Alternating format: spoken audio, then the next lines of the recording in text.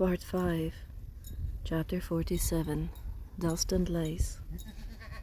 It was good to be back. She even got a smile from Pete and gave Agatha a hug that was met with a flustered, "Now, dearie." Lancelot was overjoyed to see her. He held his head to be scratched, rubbed against her like a cat. "Oh, you marvelous beast, you. Just look how you've grown." She imagined Francine had a bit of a tummy on her, though it probably really was too early to tell. Christina was on leave for a few days and came back home just after New Year, looking glum. She'd visited her granny, who was full of foreboding and pessimism. "I should just have stayed here. I'm so glad you're back. It's been glum without you. Aggie really doesn't like me.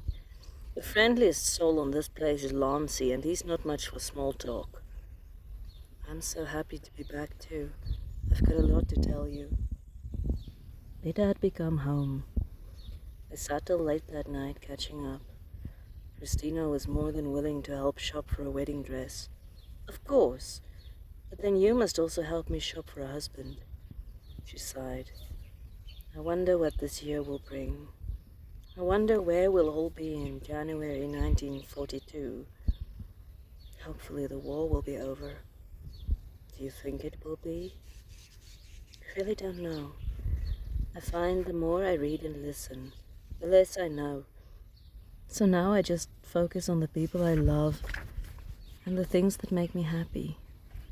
Maybe that's the best way to go through life. Maybe I'm just choosing to be oblivious because I'm too scared to be anything else." They hurried through the milking on Saturday morning to go to town. It wasn't the easiest thing to shop for a trousseau chest in 1941. Blockades made for shortages on so many things. She found some good linens. "You know, my mother actually had a huge box of these things she said was for Janice and me that she'd put away over the years. I wonder if Janice still has them. It wouldn't have gone to India with them. I'll have to ask." "What are we going to do about a dress? We won't find anything suitable in these small villages." "I don't really want to go to London at this point. I think I must ask Aggie if there are any good dressmakers around who could do something that doesn't look like my grandmother would have worn it." When they got home, she asked, and Aggie brightened up. "I used to be very good, Eleanor. I haven't made anything nice in years because there hasn't been occasion, but I made my own wedding dress. I still have it, I can show you." It took much clambering through dusty cupboards, but she dug out a creamy white lace affair.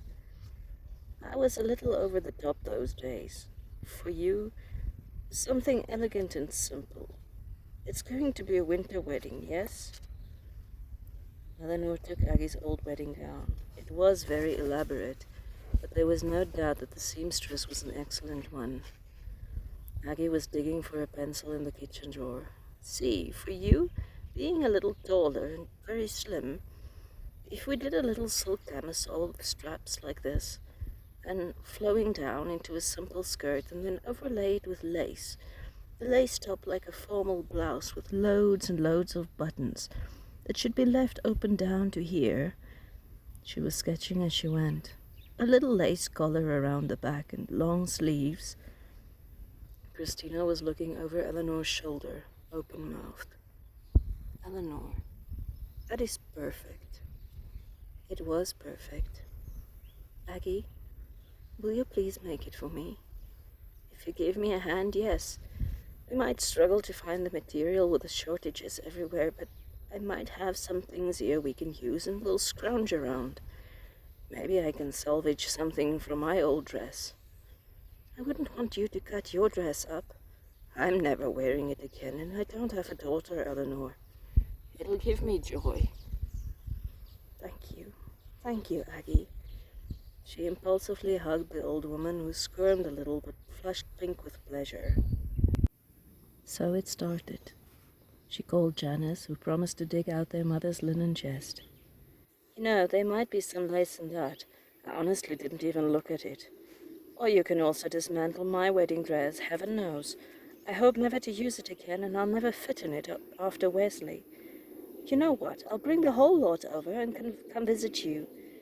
Tim says I need to get out of the house a little bit. It's high time I came to see where you live and what you do. So Janice and little Wesley visited them on a Sunday, and they packed out the whole chest. It was filled with linens and scraps that they sorted out on the floor. There were snippets of material from dresses she and Janice had as little girls. There were beads and buttons, small pieces of lace.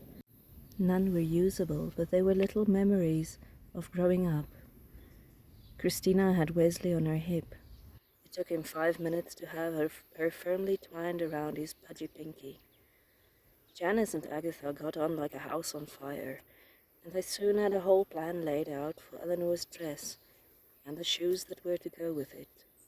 There was warmth and excitement, and for an afternoon, the war was far away.